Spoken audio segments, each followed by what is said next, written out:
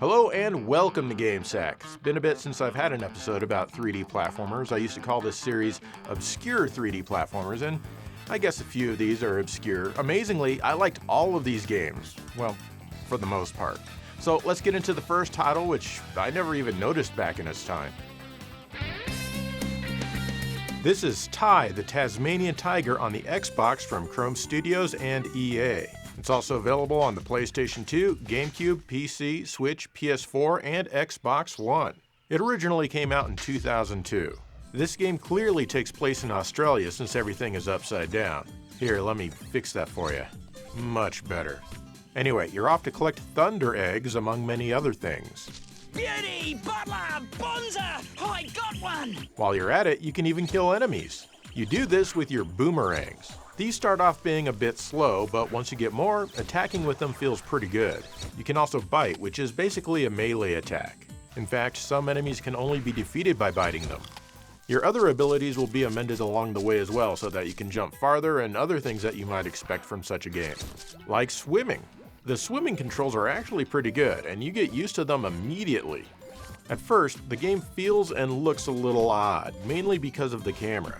It's a bit twitchy with its movements and kind of throws you off a little sometimes. The controls to look around you are backwards, probably because Australia. Unfortunately, there's no option to fix this. Despite this, the camera does a pretty good job following you around for the most part. The graphics are quite nice for the generation, but max out at 30 frames per second. I'm sure it wasn't an issue at the time, but these days it can feel a bit rough, especially how fast the camera movements are implemented here. I do like the abundance of color in most areas. The music fits well and is generally pretty chill.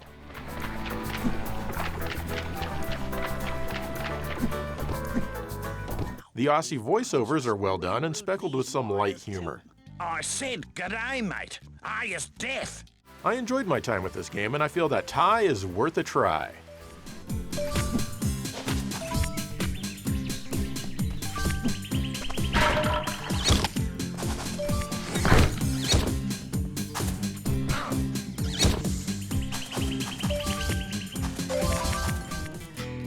Ty wasn't unpopular, as Ty the Tasmanian Tiger 2 Bush Rescue came out in 2004. This came out for the same consoles, and again, this is the Xbox game. The opening stage is much more interesting this time around. The game also places a large emphasis on controlling machines, like this walking mech thingy. Or how about this giant first-person shooty thingy? This part kind of goes on for a bit too long. Or even driving around. This game also places a bigger emphasis on the hub world. Thankfully, they got the camera controls correct in this game, so it's no longer an issue. There's even a kart racing game accessible from the title screen, but they spell it like cartridge and not go-kart. And yeah, it's a kart racer with item boxes and all that kind of stuff that you'd expect. It's not amazing or anything, but it's still a fun diversion. Even the graphics have improved significantly. For one, the game now targets 60 frames per second. It does drop from time to time, but man, it sure is a lot nicer here in the sequel. Detail-wise, everything looks just as good as the previous game, if not a little better.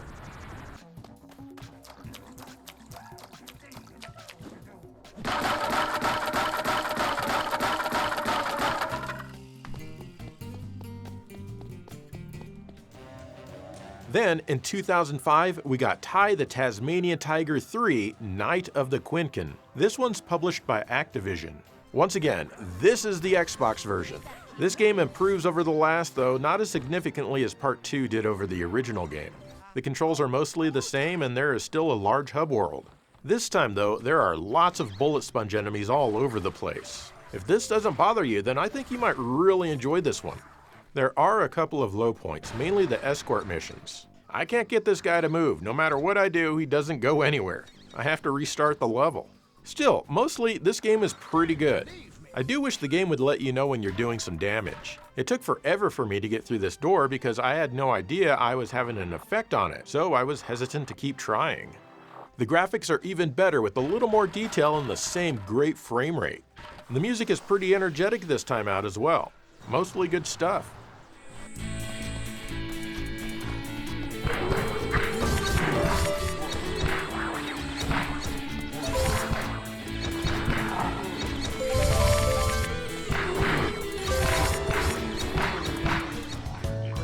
10 years later, Ty the Tasmanian Tiger 4 came out for the PC. Then it was remastered for the Switch in 2023 and the Bush Rescue Return suffix was added. In case you didn't figure it out, this is the Switch game. This one kind of flew under the radar, and for good reason. First of all, it's no longer a 3D platformer, so it really has no business being in this episode, but I figured I'd mention it because, well, why not? Secondly, it looks like a mobile game. Honestly though, the gameplay isn't bad at all, and the controls are very similar, it's just in 2D. Unfortunately, sometimes the frame rate can't keep up. That's right, a 2D game on the Switch is underperforming compared to the 3D game on the OG Xbox. What the hell's going on with that? Anyway, stick with the first 3 games, especially the second and the third ones. They are pretty good.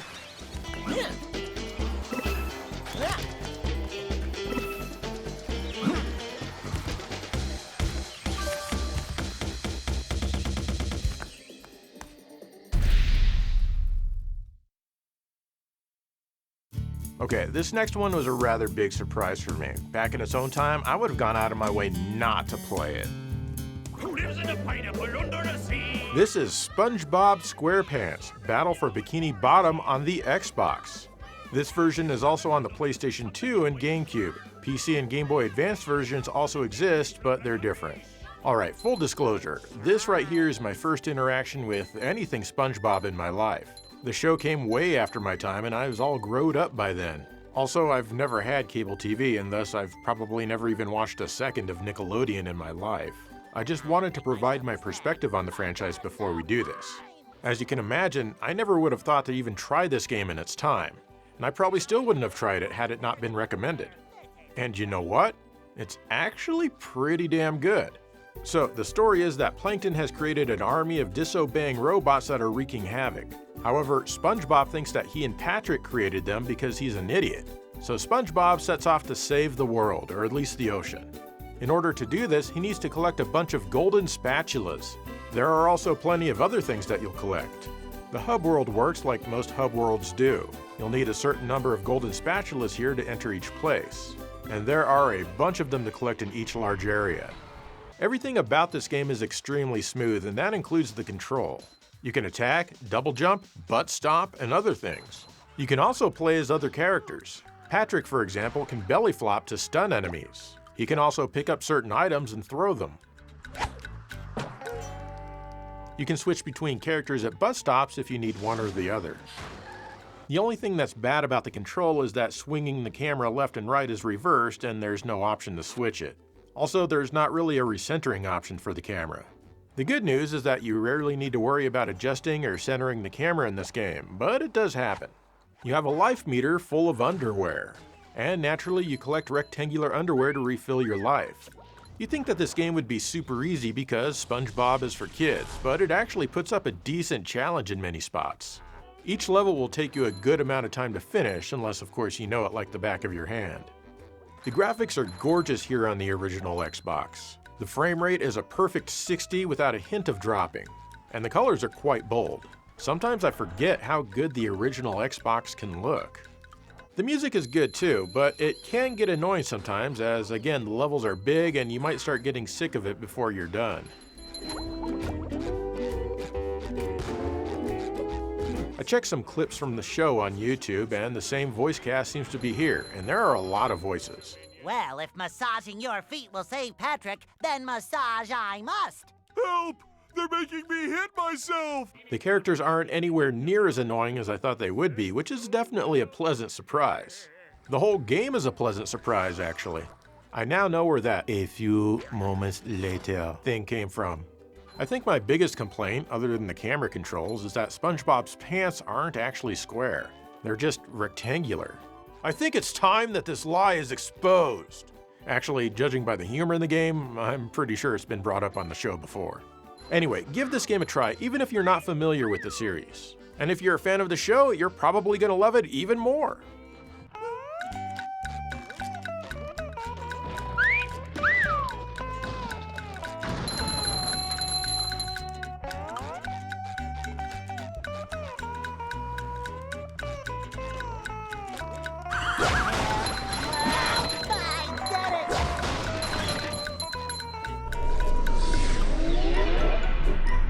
This is Bugs Bunny and Taz, Time Busters from Infogrames on the PlayStation 1. It was also on the PC. This is the second Bugs Bunny game centered around time travel on the PlayStation. I covered Bugs Bunny Lost in Time in episode 303.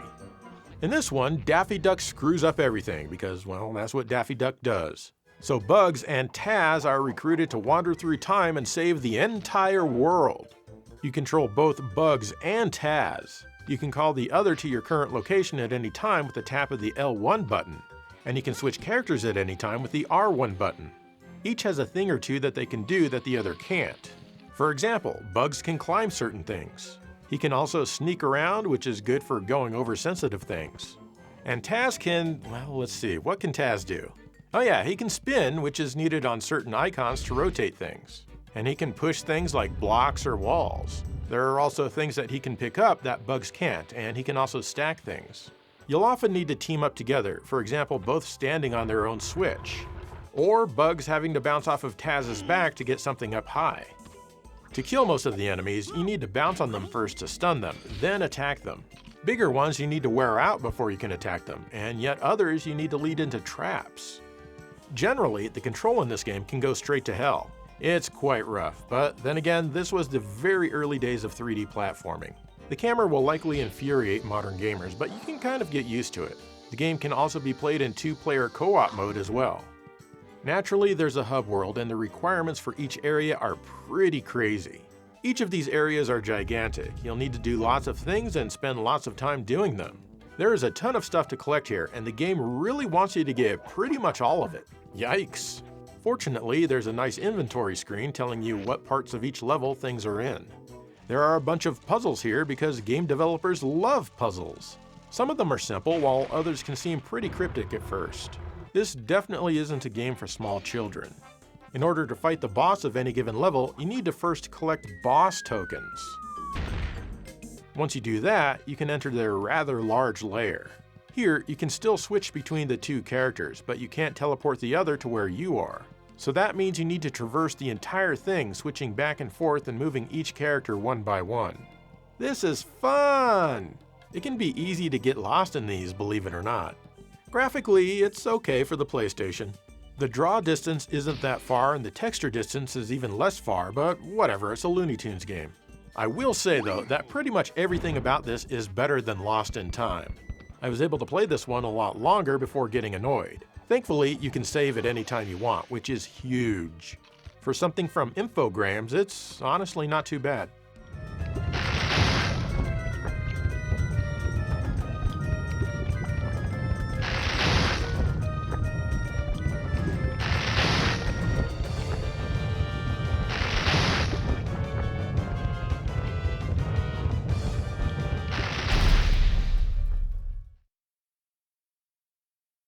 There's not much I can say about this next one.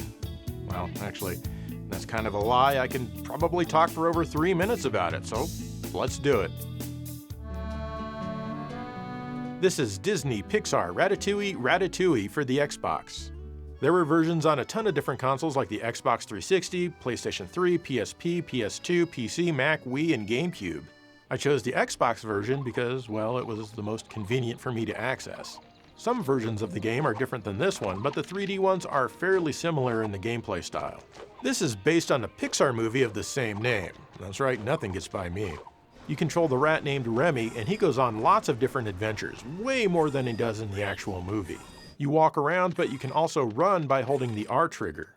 You can swipe with your little rat claws to kill things and open small boxes. Sometimes you can pick things up and use them, like spoons to disable mouse traps. Or hot sauce, which acts as a bomb. This can blow up boxes that otherwise you can't open.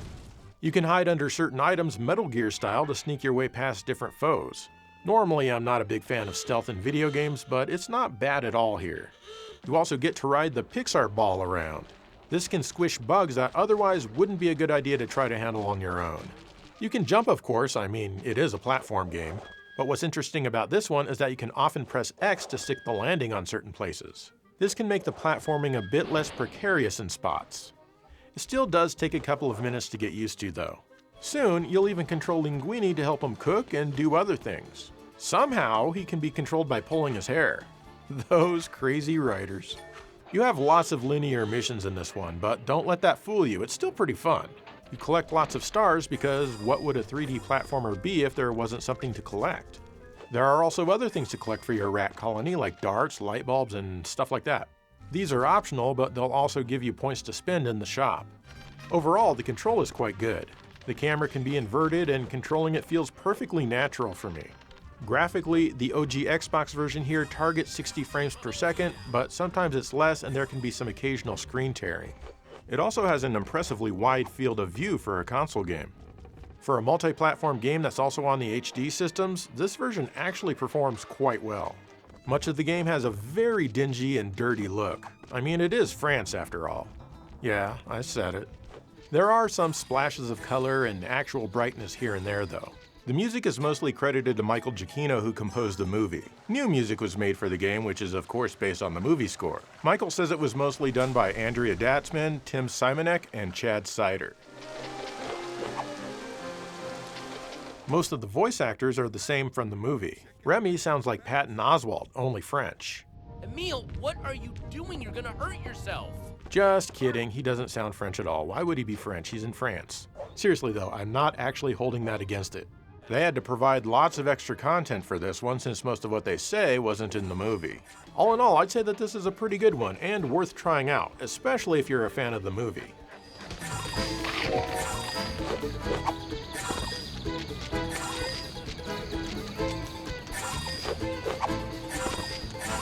Thank you.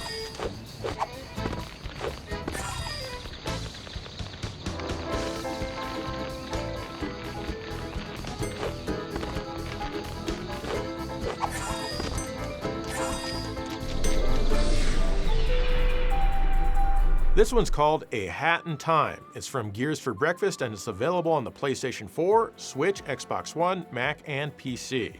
I'm playing the PlayStation 4 version on a PlayStation 5. So, as it turns out, you're a girl on a spaceship who loses all of her hourglasses on some planets for some silly reason. Now you need to get them back. You can run, jump, double jump, and all that, and the camera control is perfect. Pretty much right away, you'll steal an umbrella from a mafia member, and that'll be your main attack weapon for now. You'll collect lots and lots of things in this game. These green balls can be used as currency. You spend them to buy badges, which can enhance your abilities or just give you some quality of life improvements. You quickly make friends with a girl who has a mustache for some reason. I guess menopause comes early on this planet, I don't know. But she is called Mustache Girl. I don't like her, but I think we're supposed to find her endearing or something. Your ship acts as the hub world, with new rooms requiring more hourglasses to unlock. Each room has a telescope to let you look at a planet, which can have a bunch of different stages. Some of these stages have specific missions, like trying to be stealthy. If you get seen, you lose some health and get set back. One of these levels parodies Murder on the Orient Express. I didn't like this level because I felt it took too long, and as I mentioned previously, I'm not a big fan of stealth in video games. But still, I got a big kick out of this fake Metal Gear Solid title screen on this TV. And if you like stealth in video games, then, well, you're probably going to be in heaven with these few stages. Other levels have you trying to make enough money to become a diva by having your picture taken or getting a brand deal. I appreciate the diversity in the level design. You collect different hats which will give you different abilities. Kinda like that one Mario game, anyone remember that? This game handles it differently though. The default hat points you in the direction of your goal, while this hat lets you run. You find yarn and you can make new hats with it back at your ship. You can select which hat you want with the L1 button on this wheel thingy here. The game has lots of humor, and while some of it feels a bit forced sometimes, I think people will mostly enjoy it. The graphics are pretty good for a PlayStation 4 game, though it moves at a rough frame rate. You can cap the frame rate at 30 frames per second or just unlock it. That means it runs at a constant 60 frames per second on the PlayStation 5. I assume the same can be said for the Xbox Series X, PC, and Mac users. Sorry Switch owners, but apparently you can go straight to hell. I love all of the colors, and most of the levels are quite large. The music is fine, but the balancing of some of the audio isn't. I turned everything down a bit in the options shortly after I started the game to 60%. Even with that, this boss yells super loud, but only sometimes. Ultra Charge! It's way too loud. I guess they forgot to flag that particular voice sample as something that can have its volume adjusted. You might argue that it's that way intentionally, but it really seems more like a bug to me. That would just be a silly thing to do on purpose. Overall, this is a well-made game, but I did find myself only able to play for an hour or so at a time before I wanted to put it down and come back later. Still, for $15, which is what I bought it for, it's definitely worth a try.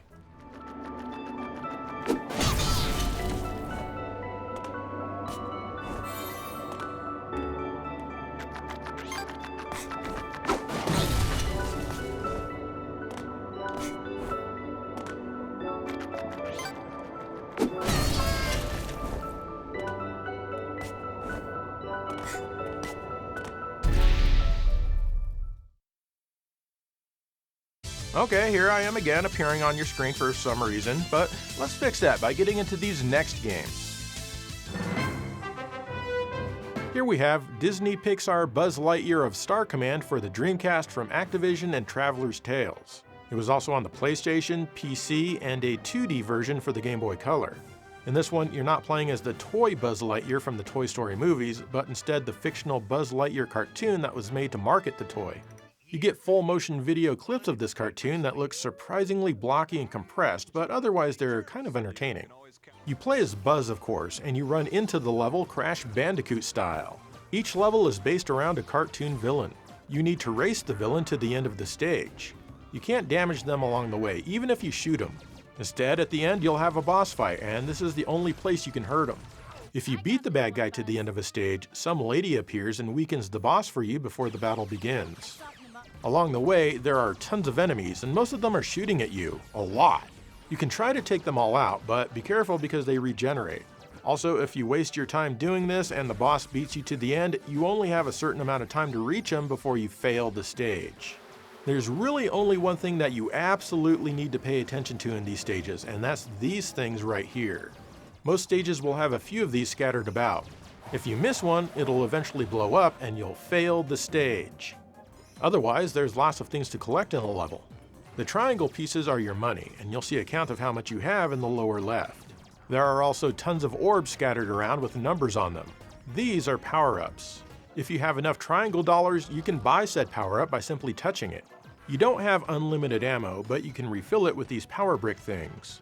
There are also other things that require triangle money to use, like scooters, some bouncy things, you name it. When you're on a scooter, you have a limited amount of thrust before it goes away, but you can refill it with fuel tanks. You can also collect health refills for your life bar here and there.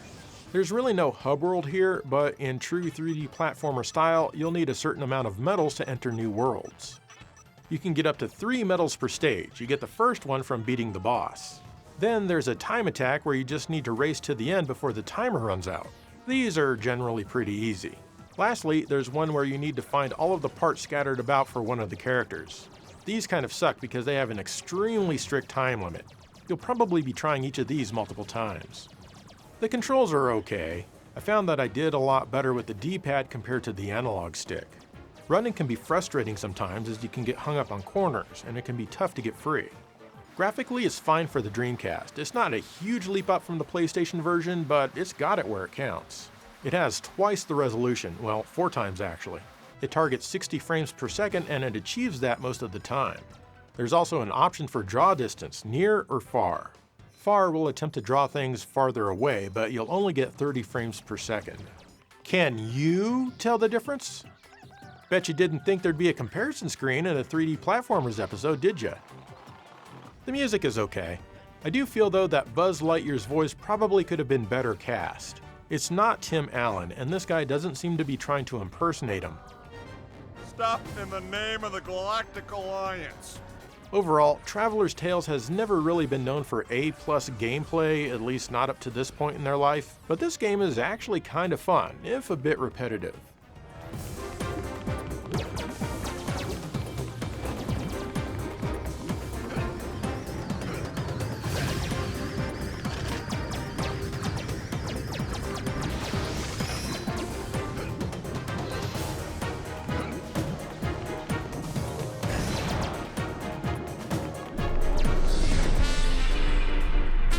This is Croc, Legend of the Gobbos from Argonaut. It'll be released soon here in 2025 for the Switch, PS4, PS5, Xbox One, Xbox Series S and X, and PC by way of GOG. That's how you say it, right? GOG. This is an early version for me to show you guys, and it's running on the PC. The original game came out in 1997 on the PlayStation 1 here and was later released on the Saturn and PC. It's an early 3D platformer that came out when the genre was still in its infancy. This is a remaster of that game, and you need to keep that in mind when you play this. They updated the 3D models, the textures, and the lighting. Not only that, but it now uses a more modern control method. This right here makes it play so much better than the original game. You have dual stick control that feels natural with the right stick controlling the camera, and you can invert either or both directions if you prefer. The original game took advantage of dual sticks, but it kind of only leaned the camera and then it snapped back into place. Here, the camera no longer tries to follow your every move so tightly and weirdly, meaning it's much easier to aim Croc where you want him to go, whereas in the original, it's super easy for him to fall off a platform just by walking on it. You can also use the right stick to look up and down now, whereas in the original game, you had to press L2 or R2. That sure was clumsy, but hey, it was the 90s. There is still a bit of jank in the game design simply being from that era though. For example, each level is divided up into many different rooms. There used to be loading between each and every door, and thankfully that no longer happens here. What does happen though is that different music starts playing immediately. There's no time for it to fade out or transition. It's just boom, new music.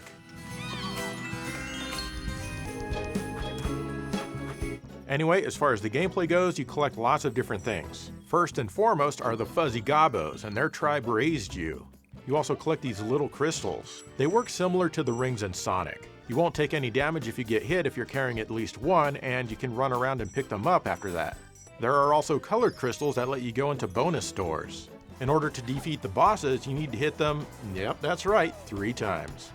The graphics have certainly been smoothed over.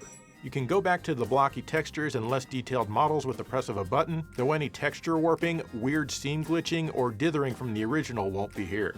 You can also customize how you'd prefer the game look in the option screen at any time. Everything now also runs at 60 frames per second, even on my little mini PC, which I definitely didn't buy to play modern games. It does stutter a bit sometimes, but if you have a real computer, yours probably won't. Should run great on the PlayStation 5. Hopefully the Switch and PlayStation 4 and Xbox consoles run fine as well. The increase in frame rate also makes the game a bit easier to control, I feel. Certainly easier to enjoy. They didn't change the music, but they didn't have to as it was already pretty good. It does sound cleaner though since the original game didn't use Redbook audio. Overall, this is a great update and it makes this game so much better to play. So maybe give this one a go if it looks good to you.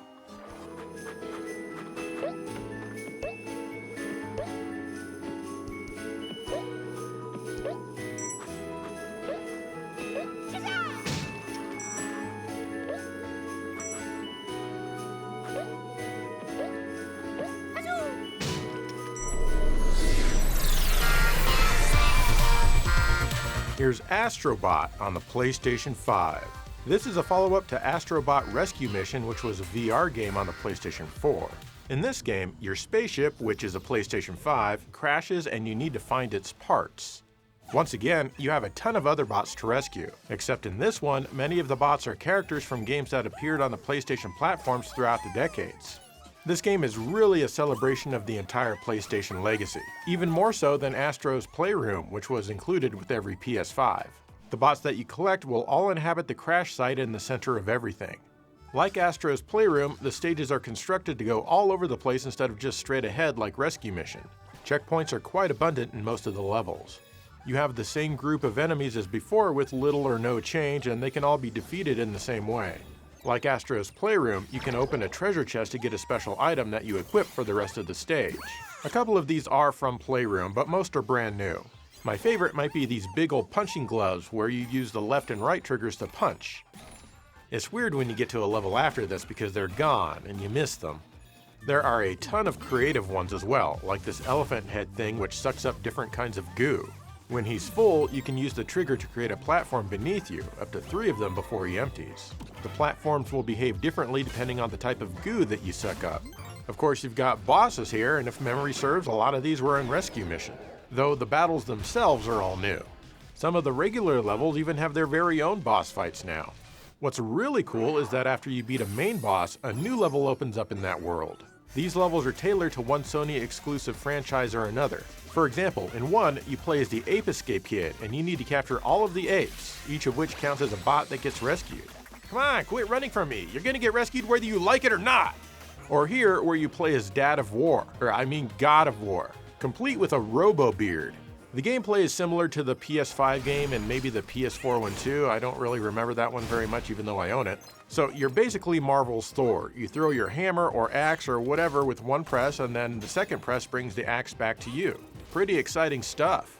Another one is based on Uncharted and Horizon Zero Dawn and so forth. These levels are fantastic as they change up the gameplay and feel really fresh. Hell, they probably play better than some of the real versions of these games. Back at the crash site, you have mini levels where you need a required number of bots to reach a satellite, which will open up a world with a bunch of new levels. Out in the main area, you can use the coins to get gacha items for your rescued bots. You can interact with them by smacking them, and they'll do a funny animation which has something to do with their character and or game. There's lots of non-Sony stuff here like Castlevania, Crash Bandicoot, and even Street Fighter. Even indie games get some love, like Stray, or even that Octopus Dad game. Like I said, this really is an amazing celebration of the PlayStation ecosystem overall. I can't imagine Nintendo doing something like this with third-party material unless it was... Oh wait, never mind, they have Smash Brothers. Well, I can't imagine Microsoft doing this with Xbox stuff. But then again, Xbox doesn't really have much of an identity anymore. Yeah, I said it, and I mean it. Overall, the game is fairly easy, but it will never bother you because you're just having so much fun and there's just so much damn stuff to find. There are some levels, however, that will absolutely give you a challenge. There are 16 of these kinds of levels, well, 17 technically. All of them are optional unless you want to get everything possible. They're much more difficult than the regular levels, and they offer no checkpoints at all. You do have unlimited lives though, so you can try as much as you'd like. The graphics are quite good and run at a steady 60 frames per second, and I never noticed any drops. It's all very colorful and of course creative as well. Man, I thought the Genesis was pretty cool being able to put up to 80 sprites on screen, which blew my mind at the time. But the PS5 can put a ton of independent objects on screen at once with its completely unparalleled power. I don't think there's anything in the entire universe that's as powerful as a single PlayStation 5. Well, except for maybe Mode 7. The music is once again great, though many of the music tracks have been brought over directly from the previous two games without any change. There's some new stuff here though, and it's all good.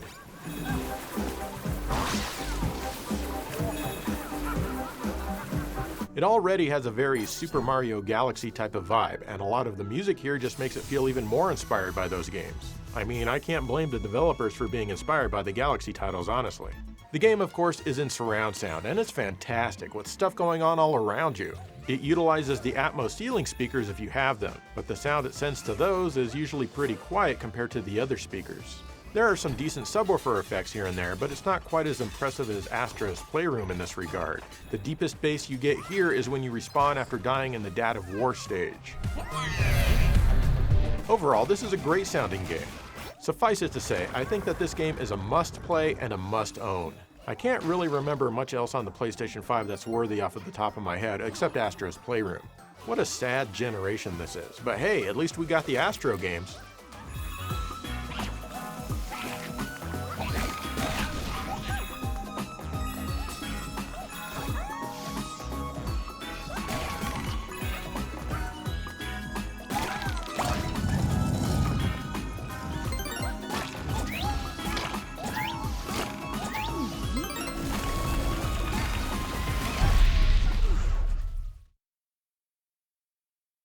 And there you go, some interesting 3D platformers. I was the most surprised by SpongeBob SquarePants. Now, don't get me wrong, I'm not gonna go start watching the show or buying the coloring books or anything like that, but the game is super cool.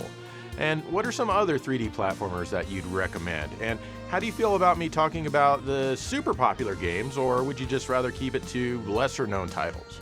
Let me know. In the meantime, thank you for watching GameSack.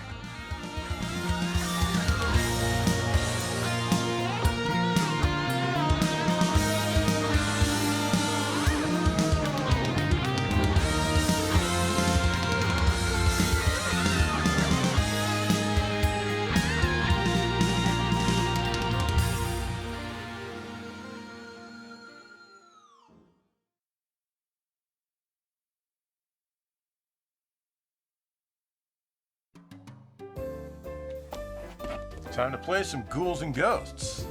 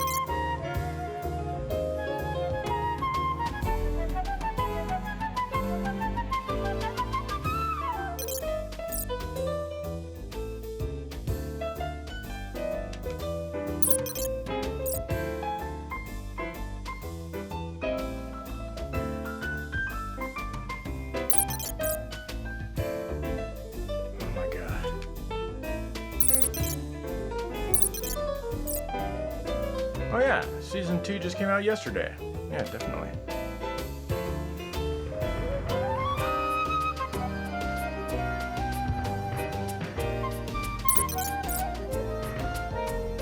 Jeez.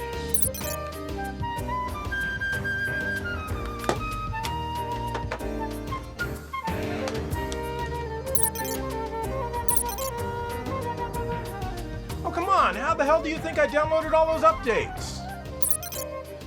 There we go. Hey now, don't mess with me. Ah, about time I get to play the damn game.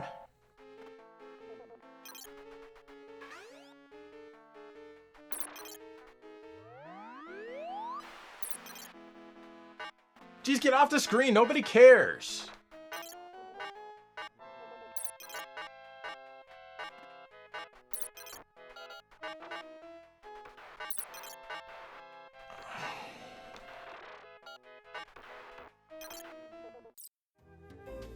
No, why isn't there a no option? Quarters parties suck! What? I've been at this so long that season 3 is already out? Ah well, might as well.